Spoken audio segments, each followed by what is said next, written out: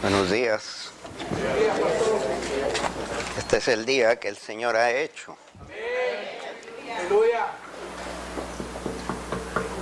Qué tremendo Dios servimos.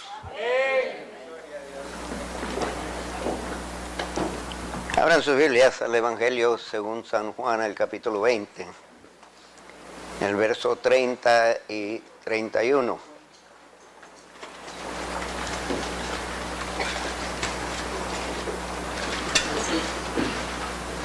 En este Evangelio Juan nos ayuda un poco porque nos dice el propósito del Evangelio, en caso de que no lo entendiéramos. Y no pone el propósito del Evangelio, el por qué lo escribió, hasta el último. Digan amén si ya lo encontraron. Hizo además Jesús muchas otras señales en presencia de sus discípulos, las cuales no están escritas en este libro.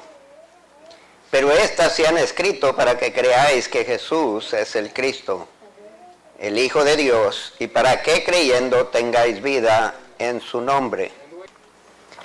El objetivo de los milagros que están en este Evangelio nos dice que es para que creamos que Jesús es el Cristo. Para que creamos que un hombre que se llama Jesús era el enviado por Dios, el Mesías, el que esperaba Israel, el Redentor, el Salvador. Pero también era Dios, porque Cristo implica deidad. Y para que creyendo que es el Hijo de Dios, no como usted y yo somos hijos de Dios, pero que Jesús era Hijo de Dios único. De tal manera amó que dio a su Hijo unigénito. No hay otro como Él, la segunda persona de la Trinidad. Y creyendo en Él, usted consiga o tenga vida eterna. Fuera de Jesús no hay vida eterna. So Juan tomó cuidado de seleccionar de todos los milagros que hizo, y los apartó y los anotó en este Evangelio, con el fin de que cuando usted lea el Evangelio y lea especialmente estas señales, estos milagros, usted descubra esto de Jesús, que fuera de Jesús no hay esperanza, que fuera de Jesús no hay vida eterna, que fuera de Jesús no espere otro remedio de Dios para el dilema en que nos encontramos. Jesús es la respuesta de Dios. Estos fueron para bendecir, estos milagros no fueron para bendecir a ciertas personas, sino sí bendicieron a ciertas personas en particular, pero fue para el beneficio de usted y el beneficio mío. O sea, cuando Cristo hizo el milagro, o cuando hace el milagro a mí, no es solamente para bendecirme a mí. Somos poco egoístas en pensar que Dios nos aparta a nosotros para hacer un milagro en nosotros. No, cuando Dios hace un milagro manifiesta su presencia y su poder, es para que otros conozcan quién es Él. Porque si no lo conocen a Él, de nada importa que Dios lo sane a usted. Y si usted no llega a presentar que fue Dios que obró en usted, entonces de nada sirvió el milagro, porque el milagro no es únicamente y exclusivamente para usted. La palabra no es solamente para el que la lee, es para el que la lee, para compartir, para aquel que no la lee. Dios quiere darse a conocer, hermanos. Él quiere que todo el mundo sepa quién es Dios y qué clase de Dios es. Y sepa, primeramente, al conocer a Dios, nos vamos a dar cuenta de nuestros defectos. Porque el que se acerca a la santidad descubre que lejos está de ser santo. Y por alguna razón, mucha gente cuando se le manifiesta a Dios, como Isaías, cuando se abrió el velo del cielo y vio a Dios sentado en su gloria, cayó de rodillas y luego dice, ¡ay de mí!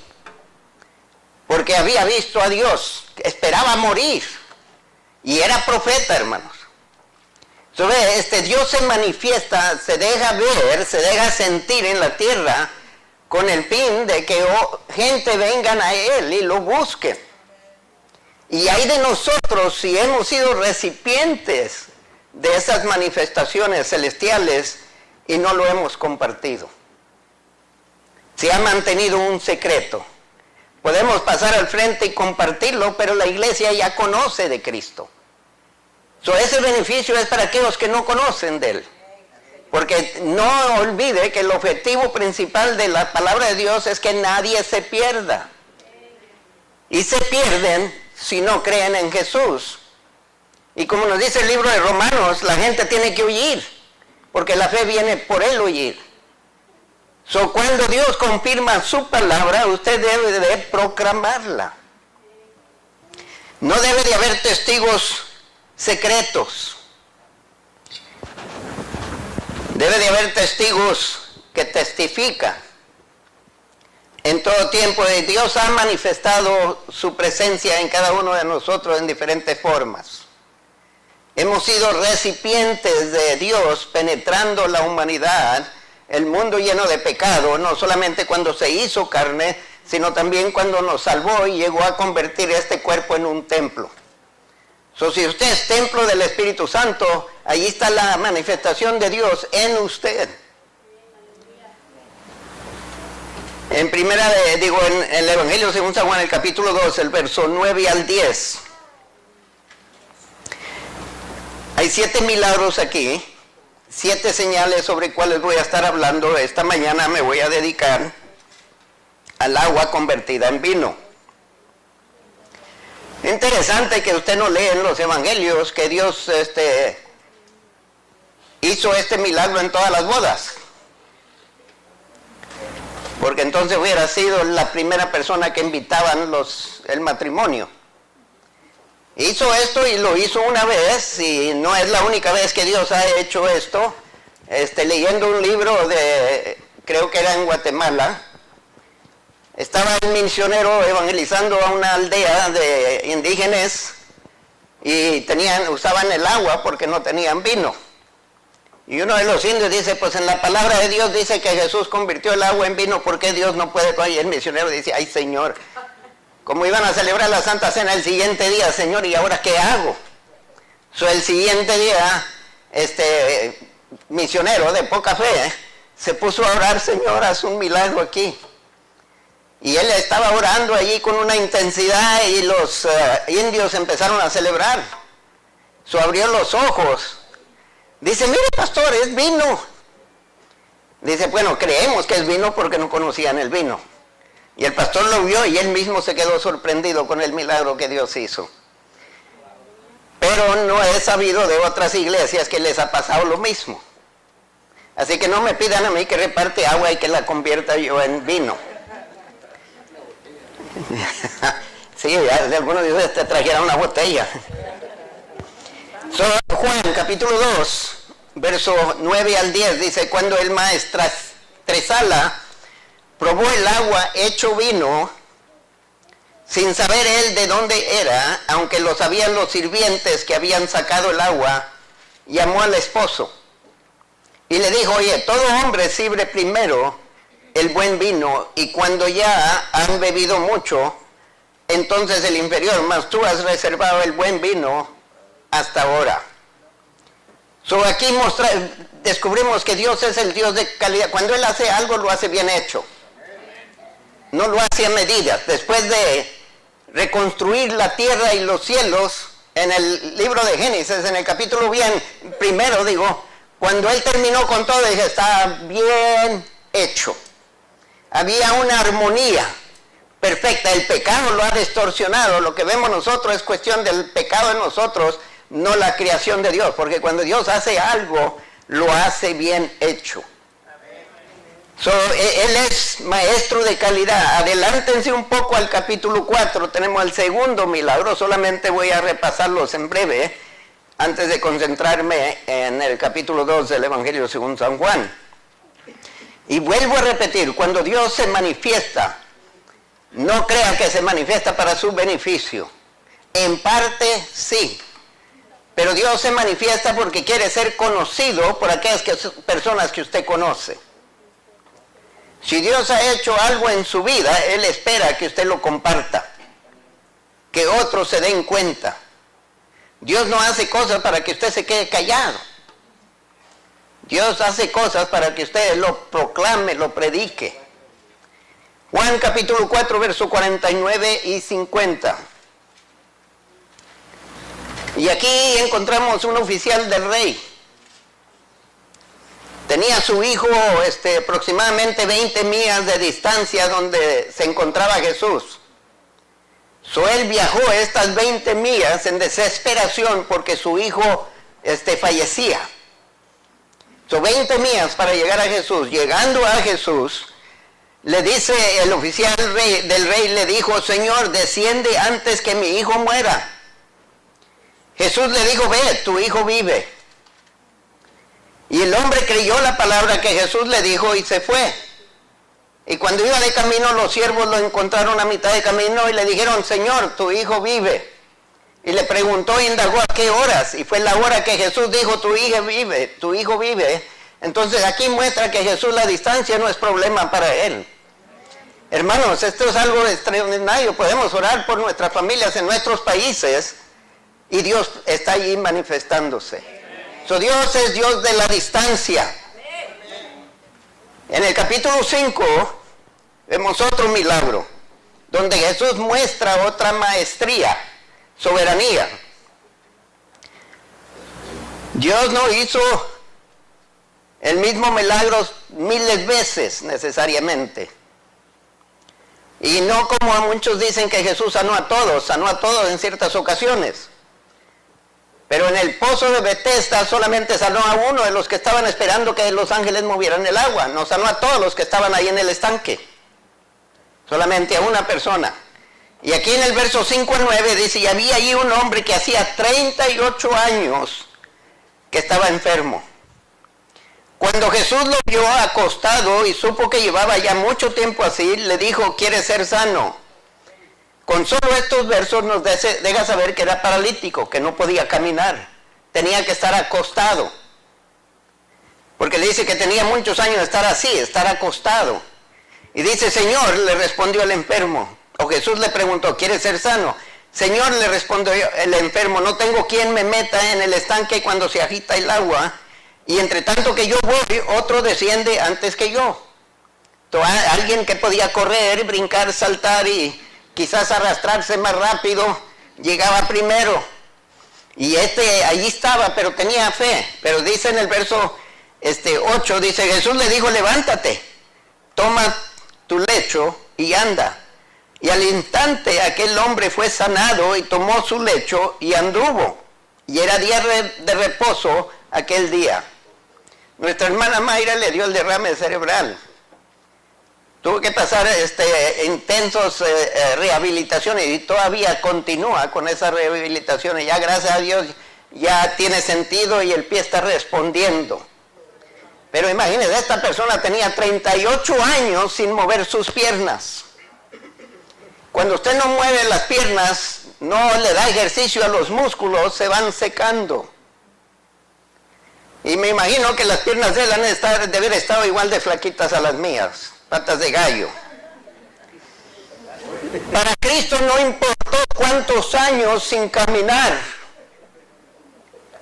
En un instante brincó y se puso de pie y levantó su lecho y anduvo, dice la palabra. Dios es el maestro de tiempo. No importa qué tanto tiempo tenga usted de estar sufriendo. Tenemos a un Señor que puede deshacer el daño de años de sufrimiento. En el capítulo 6, verso 9 al 13. Y este es el Señor que usted le entrega su vida. Si Él puede hacer lo que estamos mencionando hasta este punto, ¿qué no podrá hacer con usted? Juan capítulo 6, verso 9 al 13. Y aquí también pudiéramos usar tiempo.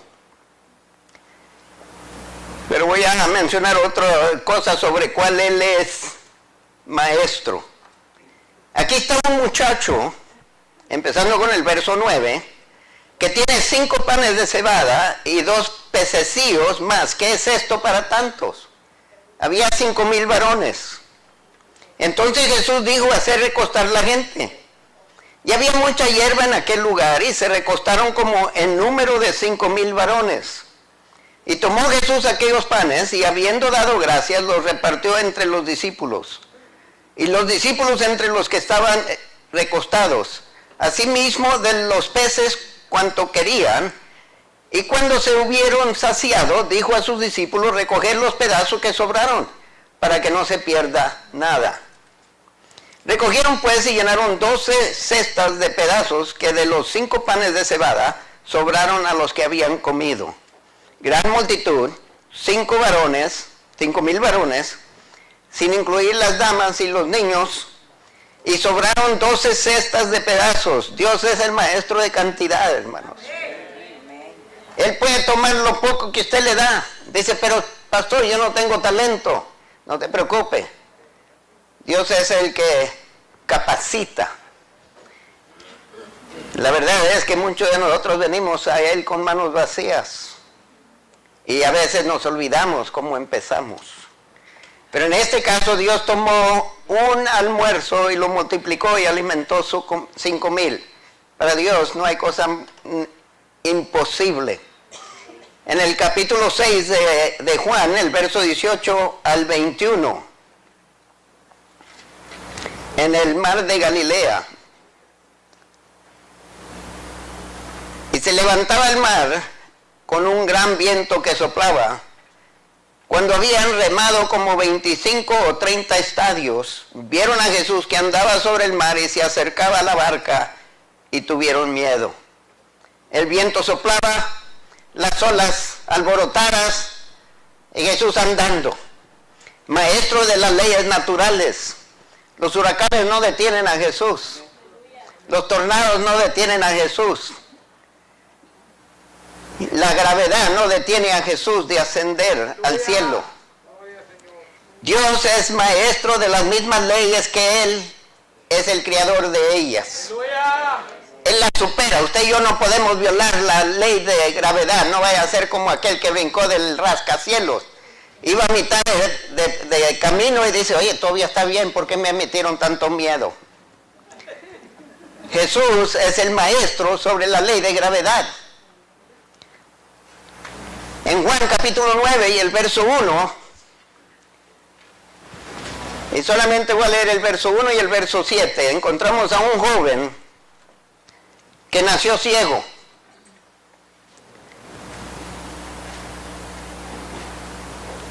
No solamente nació ciego, pero no había cometido pecado para merecer la ceguedad. Sus padres no habían pecado para merecer la ceguedad de su hijo. Jesús mismo lo dijo. Le preguntaron, ¿quién pecó, los padres o el hijo? Dice, ni uno ni el otro. Este hombre era producto de la malfortuna. A veces usted no tiene que hacer nada para que le vaya bien o mal, digo. Está haciendo todo lo que se le pide y le puede pasar algo mal. A Job le pasó eso. No lo merecía. Y dice, al pasar Jesús vio a un hombre ciego de nacimiento. No conocía otra cosa. El verso 7 dice, y le dijo, ve a lavarte en el estanque de Siloé, que traducido es enviado. Fue entonces y se lavó y regresó viendo. Ciego de nacimiento, sin haber pecado ni él ni sus padres. Y Jesús aquí muestra que Él es el maestro de la desgracia. Hay cosas que sufrimos por consecuencia de nuestra rebelión. Es otra cosa cuando usted hace algo y llega a la cárcel. ¿Y dónde está el maestro de la desgracia? Eso no es desgracia, está pagando el precio por tu comportamiento. Estos dos no habían pecado. Jesús es el maestro de la desgracia. Cuando usted cree que está sufriendo y no lo merece, Jesús puede resolver la situación. Hay injusticias. Jesús es sobre la injusticia. En Juan capítulo 11, versos 43 y 44, estando ante la tumba de Lázaro. Y aquí creo que Jesús muestra su maestría sobre el tiempo, la muerte. Dice, y habiendo en el verso 43, y habiendo dicho esto, clamó a gran voz, Lázaro, ven fuera. Y muchos predicadores han dicho que Jesús tuvo que mencionar su nombre para que no salieran todos los muertos. Eso dijo Lázaro, y los demás se quedaron ahí en las tumbas. Dice, Lázaro, ven fuera, y el que había muerto salió, atada las manos y los pies con vendas, y el rostro envuelto en un sudario. Jesús les dijo desatarle y dejarle ir. Muerto 4 días, ya hiede, ya apesta, o sea, ya estaba en pudrición, y Jesús le dice, ven afuera, y él obedece. Aún muerto, Lázaro era obediente, y se levantó. Oiga, Jesús es maestro sobre la muerte. No tenemos por qué tenerle miedo a la muerte. La resurrección de Jesús es otro milagro, pero ese no es uno de los que usó Juan aquí. Él mencionó eso en referencia a que Jesús es maestro no solamente sobre la muerte, sino su propia muerte. Nadie lo puede tocar ya. Mire, Él es maestro de la calidad, Él es maestro del espacio, Él es maestro del tiempo, Él es maestro de la cantidad, es maestro de la ley natural y es maestro de la tragedia y de la muerte. Y estas cosas nos impactan la vida diariamente. Todos aquí conocemos personas que están ahí, o hay gentes que hemos perdido a la muerte. Si Dios hubiera querido, lo pudiera haber levantado. El hecho de que no lo levanta es que Dios consigue mejor provecho de la muerte de sus hijos a veces que de la vida. Porque la sangre de los mártires claman a Dios por la injusticia. Y el que muere en Cristo, presente con Cristo. Así que Cristo no le tiene terror ni le impacta la muerte, porque Él es Señor de la muerte. El mundo le puede quitar la vida, Dios se la puede regresar. Y además de eso no le pueden quitar la vida eterna. Solo la vida terrenal. Tengamos esto, a veces batallamos con calidad. Él es el maestro de calidad. Espacio, a veces la distancia nos prohíbe, como recibir una llamada de una emergencia. Usted se sube al carro y el tráfico está horrible y usted quiere llegar a donde está su hijo o su hija. Oiga, usted puede pedir que Dios esté allí. Y yo prefiero Dios esté conmigo que estén todos ustedes. Porque Él es el maestro, ustedes no, ustedes me pueden consolar. Pueden estar ahí presentes para ayudarme en esa hora de gran necesidad, pero Cristo, usted puede orar y Cristo ya está allí con esa persona. Tiempo, ¿cómo nos impacta el tiempo? 38 años, las piernas muertas, y Jesús les dio piernas nuevas. Y no solamente eso, programó el cerebro, porque ni el bebé nace andando.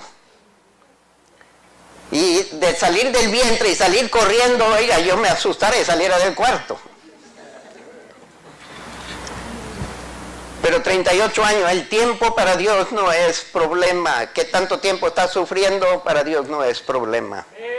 Cantidad, Dios puede multiplicar. Ley natural, a veces los terremotos, los tornados, los huracanes, pero Dios es maestro sobre la ley natural y solo consigue lo que Él quiere. La ley natural está bajo el control de Dios. Ha habido circunstancias, por ejemplo en Europa, después de un bombardeo extraordinario, y el único edificio que perseveró de todos los ataques, toda la destrucción de Hitler, fue una iglesia. Todo lo demás destruido y una iglesia intacta.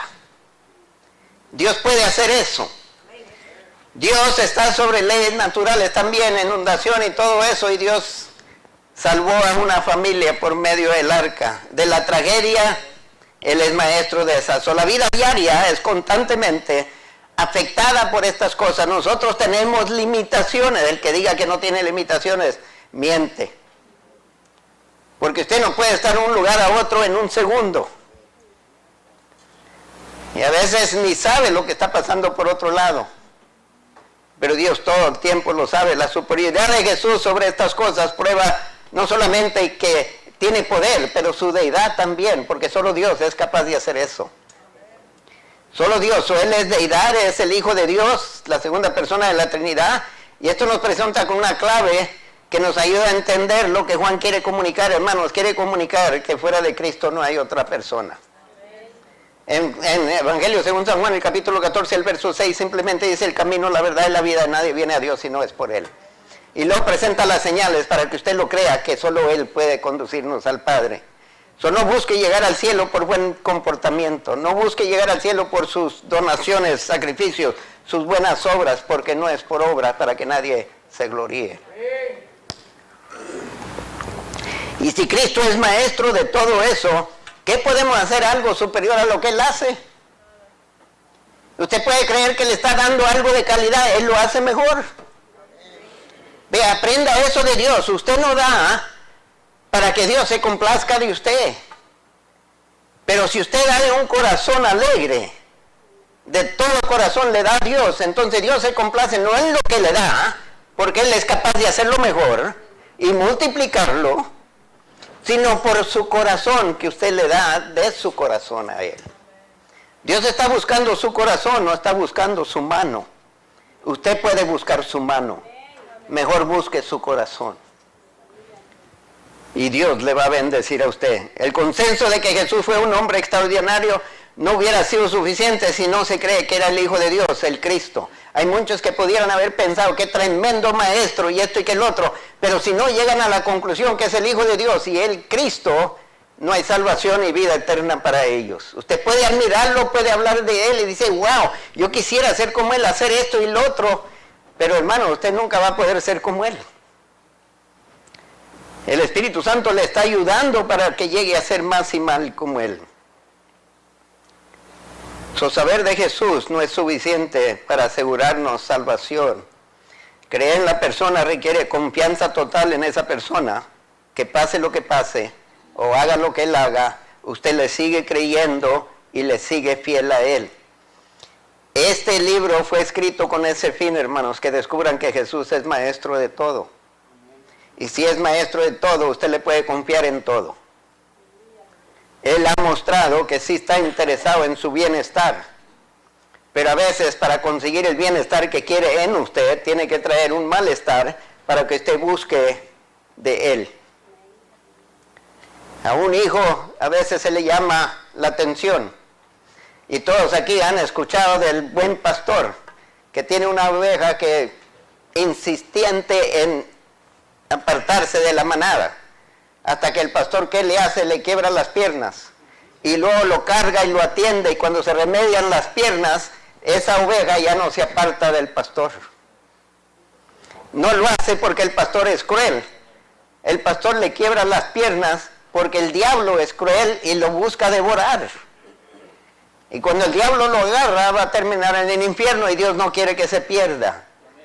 A veces Dios trae el malestar para que usted busque del bien que hace bienestar, que es Dios, y buscando de Él y creyendo en Él, y Él hace el bienestar en usted, usted empieza a creer en Él y confiar en Él.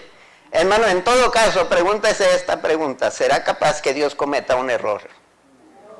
Este evangelio prueba que Jesús no comete errores.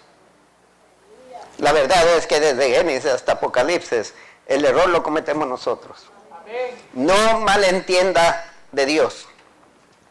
Pase porque pase usted, Dios no ha dejado de amarlo.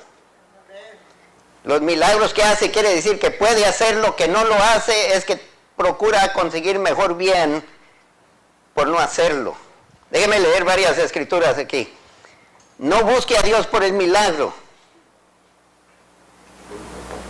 porque el mejor milagro que puede conseguir de Dios es el perdón de sus pecados y la garantía de vida eterna, donde ya no hay llanto, no hay sufrir, no hay muerte. Dice Habacuc 2:4: he aquí que aquel cuya alma no es recta se enorgullece, mas el justo por su fe vivirá. Romanos 1:17, porque en el Evangelio la justicia de Dios se revela por fe y para fe, como está escrito, mas el justo por la fe vivirá. Gálatas 3:11 dice, y que por la ley ninguno se justifica para con Dios. Es evidente, porque el justo por la fe vivirá. Hebreos 10:38, mas el justo vivirá por fe, y si retrocediere, no agradará a mi alma.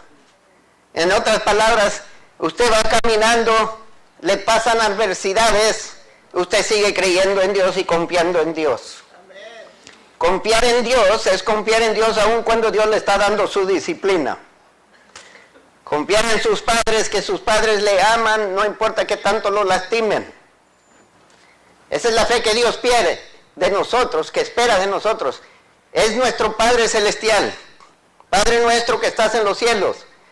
Es creer que Dios como Padre siempre procura lo que es mejor para usted, y a veces lo pasa por el valle de la sombra de la muerte. Y dice el salmista, no temeré mal alguno. Eso es andar por fe, vivir por fe. Hay gente que cree que vive por fe, porque aunque pasa por el valle de la sombra de la muerte, el Señor va al par de él. Eso dice, no tengo miedo, pero Dios no va al par de él, va en él.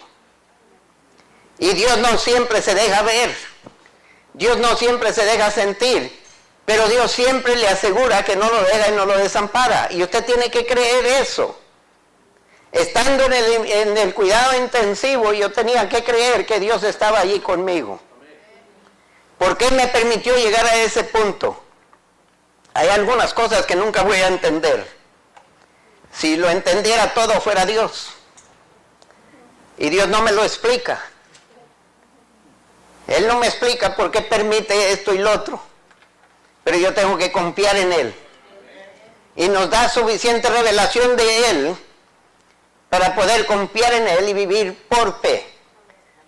No fe en que usted va a manipular a Dios, porque nadie manipula a Dios. No en fe que cuando se mete en situaciones Dios lo va a librar de eso. No, porque a veces por medio de las situaciones Dios se glorifica. Regrese conmigo al Evangelio según San Juan, el capítulo 2, verso 1 al 12.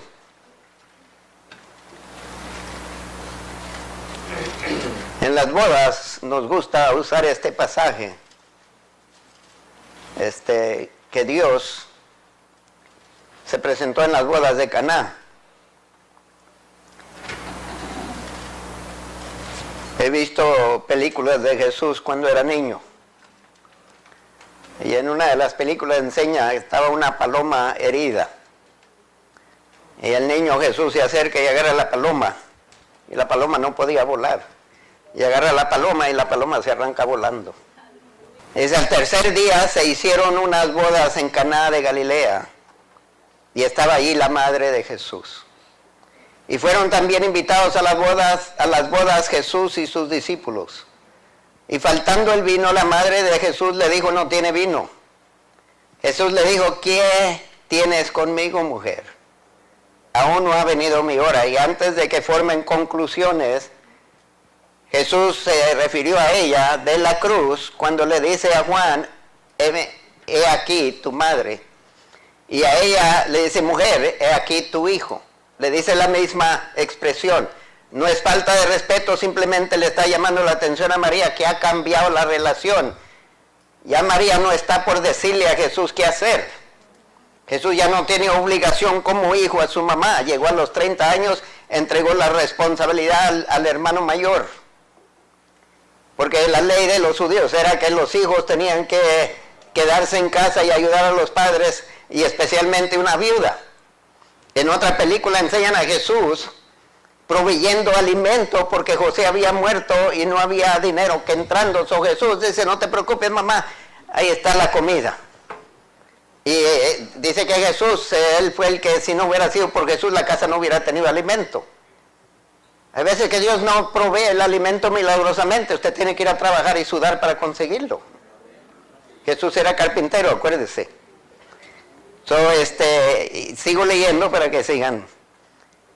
Él le dice, aún no ha venido mi hora. Y el verso 5, su madre dijo a los que servían hacer todo lo que os dijere. Y estaban allí 6 tinajas de piedra para agua conforme al rito de la purificación de los judíos, en cada una de las cuales cabían 2 o 3 cántaros. Jesús les dijo, llenar estas tinajas de agua, y las llenaron hasta arriba. Entonces les dijo, sacar ahora y llevarlo al maestresala, y se lo llevaron. Cuando el maestresala probó el agua hecha vino, sin saber él de dónde era, aunque lo sabían los sirvientes que habían sacado el agua, llamó al esposo y le dijo, todo hombre sirve primero el buen vino, y cuando han bebido mucho, entonces el inferior, mas tú has reservado el buen vino hasta ahora. Este principio de señales. ¿Qué quiere decir eso? El primero. Esa palomita no existió, hermanos. La comida en la casa, como muchos religiosos creen que Jesús hizo milagros desde chiquito. No. Él no empezó a hacer milagros hasta que empezó su ministerio. Y cada milagro fue con este fin de que la gente conociera quién era Él. Imagínense, si de niño hacía milagros, la casa de Él hubiera sido inundada de gente. No, hermano, Él empezó su ministerio a los 30. Cuando descendió al río Jordán a ser bautizado por Juan, y el principio de señales hizo Jesús en Caná de Galilea, y allí estuvimos en Caná de Galilea y renovamos nuestros votos. Y dice, manifestó su gloria y sus discípulos creyeron en él. El objetivo de las señales es que gente crea en él. Pero si solamente creen en él por el milagro, no creen en él por la salvación, no es salva la persona. Verso 12, después de esto descendieron a Capernaum, él, su madre, sus hermanos y sus discípulos, y estuvieron allí no muchos días. Si hubiera sido Cristo otra persona, hubiera aprovechado esta oportunidad para llamar atención a sí mismo. Se puede imaginar algunos de nosotros allí, traen las tinajas, y dice, a ver, vengan todos, rodéenme. Y ahí empieza uno a hacer allí el escándalo. Él simplemente le dijo, llena las tinajas, saca el agua y llévaselo al maestro. Es todo lo que hizo. Ahora, yo he trabajado en las viñas. Y es trabajo duro que una máquina no puede hacer. Para recoger trigo, maíz y otras cosas, las máquinas vienen frijoles y recogen la planta y separan la semilla de la planta. Y va tirando la basura y el grano lo va guardando en otro lado. La uva no se puede, tiene que cortarse a mano, porque es bien delicada. Y para usted tener buen vino, usted tiene que injertar y preparar diferentes uvas hasta que llegue el sabor que usted desea. Y ahí no termina, ya plantó la viña. Y cada una nace de todos sus experimentos, y así en California había competencias en el mundo entero. Había un cieguito allí que tenía un sentido de sabor increíble, y él ganó segundo lugar en el mejor vino de todo el mundo en competencia en Francia. Y cuando regresó celebrando al pueblo, la hija le dio el carro y la hija fue y se estrelló y el pobre murió. Pero dejó un legado extraordinario. Sus viñas se vendieron, no me acuerdo por cuántos millones de dólares, porque él estuvo 20 años para cultivar esa viña que produjo ese vino. Y luego tiene que esperar hasta que madure. Pero durante el tiempo que empieza a retoñar y el tiempo que llega a la madurez, la uva, hay peligros, hay riesgos, hay fríos que tiene que cuidar uno, porque el frío destruye la uva. Mucha calor y poca agua. Uno tiene que andar vigilando, y hay diferentes hierbas que crecen que uno tiene que andar arrancando porque le roban el agua a la uva. Entonces la persona tiene que estar trabajando todo ese tiempo y luego tiene que estar probando. Y estaba yo presente ahí porque no encontraba trabajo, recién operado del corazón, nadie me quería dar trabajo, y el Señor allí me dio trabajo para trabajar a recoger las uvas. Y estaba viendo ahí, cada día llegaba el grupo que iban a recoger las uvas. Y el mayordomo agarraba la uva, todavía le falta. Y el señor agarraba tenía una cajita allí con químicos, y agarraba la uva y exprimía el jugo y le metía químicos, y luego comparaba los colores con una hojita de colores que tenía para saber cuándo llegaba a preciso momento. Dice, no, todavía no. Dice, yo te dije, decía el mayordomo. El mayordomo con solo probar. Regresamos el siguiente día, y ahí está otra vez, de diferentes lugares, y el señor allá con sus químicos. No, todavía no. El tercer día dice, ahora sí, y a correr, hermanos, porque si llega la lluvia o cualquier otra cosa, se pierde la cosecha. Tan delicado así es. Y luego lo cosecha y lo llevan a ciertos lugares allá que lo oprimen y sacan el jugo y lo separan de la cascarita y de las uvas. Todo eso para hacer vino, y luego tiene que madurar el vino en la botella, los guardan en bodegas. Y entre más viejo el vino, más caro. Jesús sobrepasó todos esos procesos. No necesitó trabajadores, no necesitó comprar tierra, no necesitó sembrar viñas y luego experimentar hasta producir la uva. Y esto es lo que nuestro Dios puede hacer. No necesitó todos estos trabajadores para ir a cosechar. El tiempo que se necesita para sembrar una viña con la capacidad natural de producir el vino especial que uno quiere y producir la excelencia de vino que Dios hizo milagrosamente. Los riesgos, las podas, la protección contra los tiempos fríos y calientes y de lluvias y de sequedades, todo eso Cristo sobrepasó. El tiempo para que las uvas maduren, para producir el sabor preciso del vino. Porque si se pasa mucho muy dulce y si lo recoge antes, no tiene la dulzura necesaria.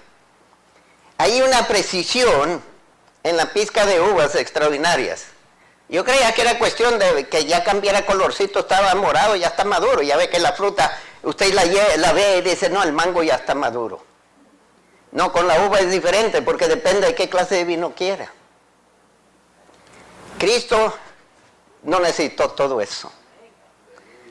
Si Él, en el libro de Génesis, con solo decirlo, se hizo, y aquí hace lo mismo. Pero para convertir de un elemento a otro, es prueba de que usted dele lo que usted puede, Dios hace algo de ello. Cuando usted viene a Dios, quizás es agua, sí sacia, pero no es lo mismo, no tiene mucho valor, porque agua abunda. Pero Dios puede tomarlo y convertirlo en vino. Y vino es tipo de vida.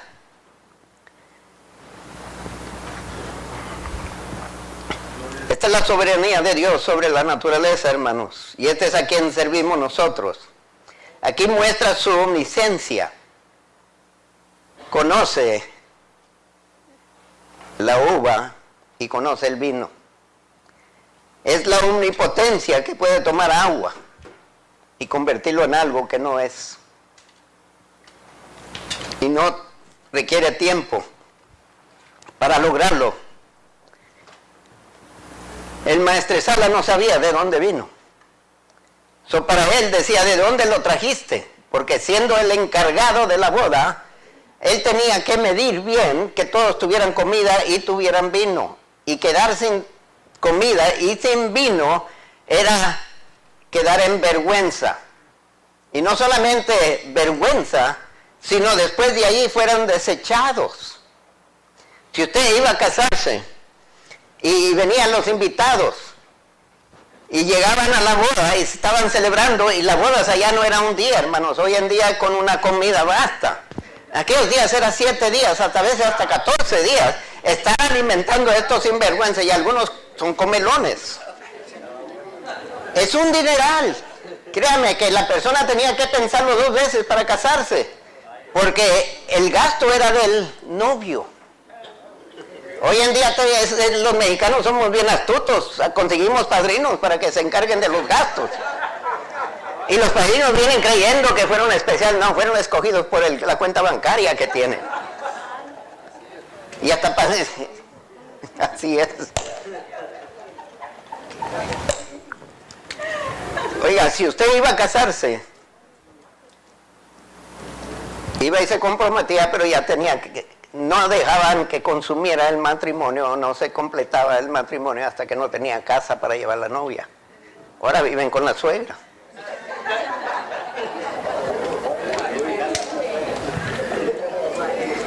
Jesús fue a preparar lugar. Vino a comprometerse con su novia y hasta que no tenga el lugar allá. Y no crea que Dios está tardando tantos años para hacer la mansión. Él lo puede hacer de un instante a otro, pero es que Él no quiere que nadie se pierda. Y con ese fin estamos hablando.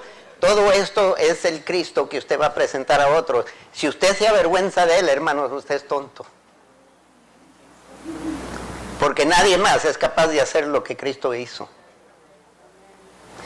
Usted no tiene por qué avergonzarse de Jesús. Al contrario, deberíamos de andar aquí alegres por haber conocido a Él y que Él nos conoce y nos ama. Y queremos que todo el mundo lo conozca por tal y como Él es. Hermanos, no tenga duda de la capacidad de Jesús. Y no tenga duda de las intenciones de Jesús. Tenga mejor duda de que Dios quiere sanarlo en este instante. Porque nadie puede forzar a Dios a que haga algo que no quiere hacer. Por eso es súplica. Por eso es petición. No es demanda, no es exigencia. Es petición.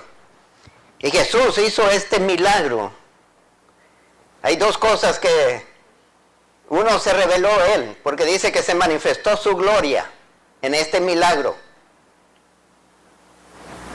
Y la otra es que aprobó del matrimonio. Dios dio su aprobación sobre el matrimonio con este milagro, con su presencia. Le dice a usted y me dice a mí, esto es lo que yo espero de parejas. No vivir acá sin matrimonio, sino esto es lo que espero, esto es lo que apruebo. Él no multiplicó el vino para una pareja viviendo fuera de matrimonio. Él puso su marca de aprobación sobre el matrimonio entre mujer y hombre. No hombre y hombre o mujer y mujer. Solamente juntarse no es aprobado por Dios. Es en desaprobación, porque las bodas requería invitados, testigos, liderazgo. Y por favor invite a Cristo a sus bodas, no por el vino, hermanos.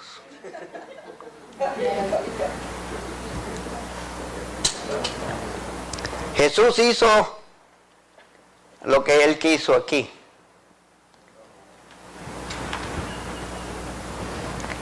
Y como le dije de María, que Jesús no estaba ofendiéndola de ninguna manera. Pero como el hijo ya había mostrado que él ahora no estaba para que ella dictara. Porque hoy en día hay personas que es mejor ir a la María para comunicarse con Jesús. Porque la mujer es más comprensible, más compasiva. Oiga, yo conozco mujeres que son lejos de serlo. Pero hay mucha gente que tiene esto y esta es la justificación que me explicaban a mí. No, hombre, Sergio, no vayas a Jesús, es hombre, es más crudo, es más firme, mejor la mujer es más compasiva y ella convence al hijo. Él lo tiene controlado. Como muchos de ustedes vienen a mi esposa para que hable conmigo. No lo crea. Y ella lo sabe. No es que no la respete, pero el pastor soy yo. Yo tengo que dar cuenta a Dios, no ella. So, no pongan esa carga y además yo sé que ella no les va a hacer caso. Hablen con él ustedes. No, pero él es bien.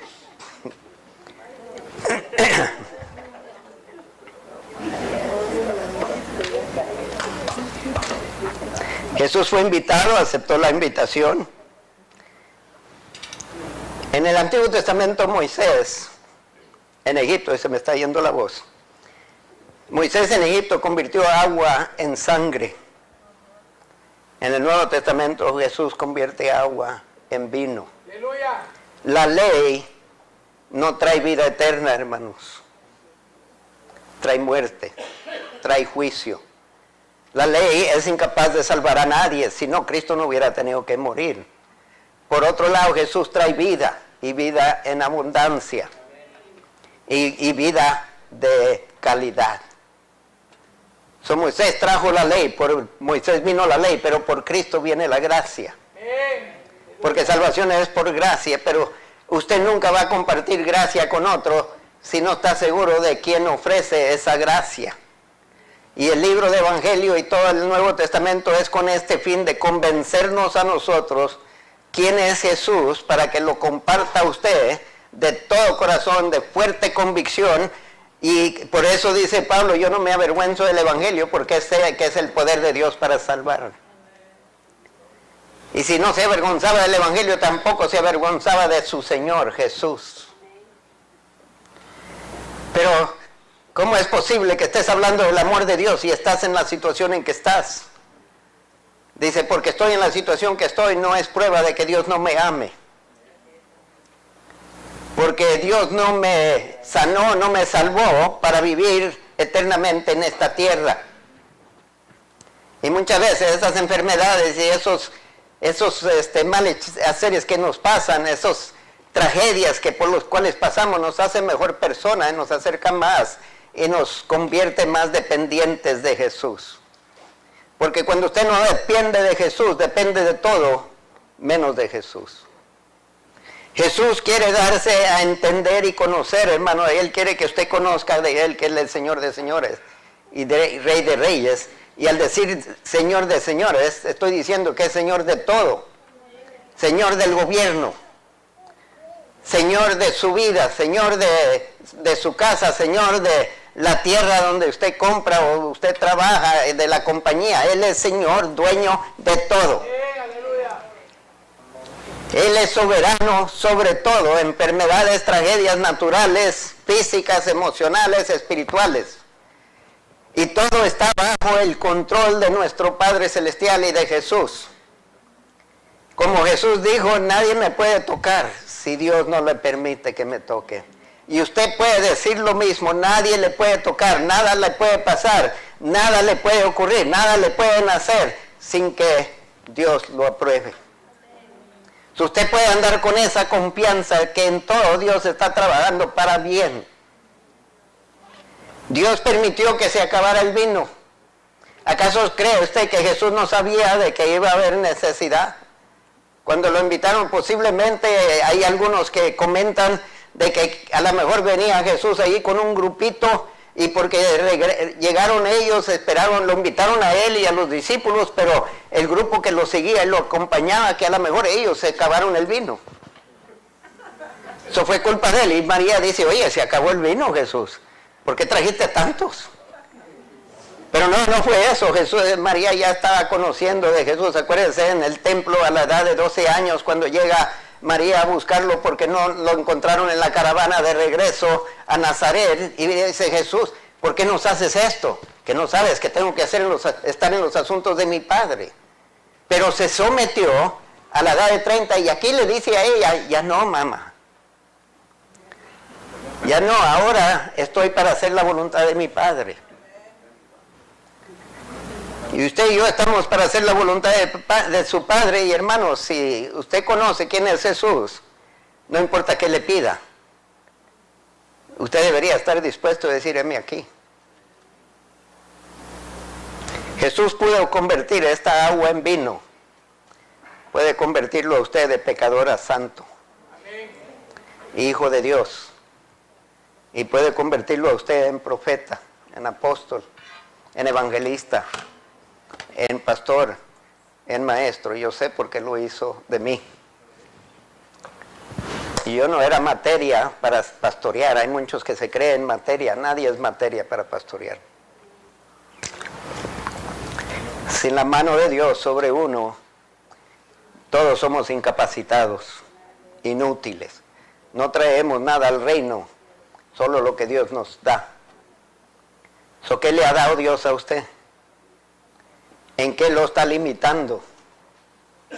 Y por favor no luche contra aquello que Dios está usando para moldearlo. No nos gusta sufrir, no nos gusta estar estrechos, no nos gustan las angustias. Pero para templar metal tiene que pasar por fuego. Y aunque usted lo crea o no, cuando usted viene a Cristo trae muchas impurezas. Yo he trabajado con metales, con aluminio, derritiéndolos. Y tenían que explicarme cuándo estaba listo el metal, cuando ya no tenía globos de aire y no tenía basura, impurezas. Porque una impureza arruina un motor. Una impureza rompe la conectividad de electricidad. Decía, ¿qué tan delicado? Si es una cosita, ya con eso basta, no. El hierro tiene que llegar a cierto punto, el oro también, para llegar a ser el anillo. El diamante tiene que pasar la presión. Pero tengas confianza en esto, está en manos de Jesús, no puede estar en mejores manos. Y Él sabe qué tanto intensificar el fuego. Un objetivo aquí es que usted confíe en Él en medio de subes y bajas. Él no cambia. El mismo que murió en la cruz es el mismo que está en su corazón, pero quiere reinar en su corazón.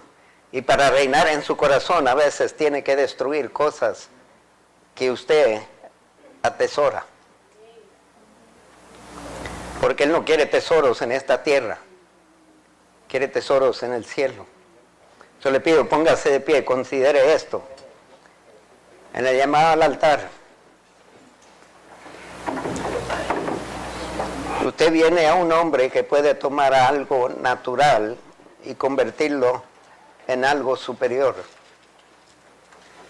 Jesús puede sobrepasar el tiempo necesario, pero usted tiene que venir y depositarse a sus manos en completa confianza, no confianza parcial. Dios nunca está obligado a explicarles por qué permite lo que permite. Dios nunca está obligado a que le explique a usted por qué. Él simplemente lo puede hacer y no tiene que pedirle permiso. A Él sirve usted. Mi pregunta mejor es esta: ¿usted confía en Él? ¿Hasta qué grado le confía? ¿Se ha quejado de Él? ¿Se ha quejado ante Él? ¿Ha empezado a dudar en su vida? Entonces no tiene fe en Él. Porque tener fe en Jesús es depositarse en sus manos. Hermanos, si yo puedo depositarme en manos de mi cardiólogo cuando me partieron el pecho y me sacaron el corazón de ahí para trabajar en él, y yo me puse mi vida en sus manos, que no puede hacer eso en las manos de mi Señor. Y todo lo que hizo este cardiólogo es cortarme, abrirme, cortar las arterias y venas de mi corazón y sacarlo, y para trabajar en él y luego conectarlo y conectarlo de nuevo. Lo vi un día en la tele, ahora me da miedo si piden que lo haga de nuevo.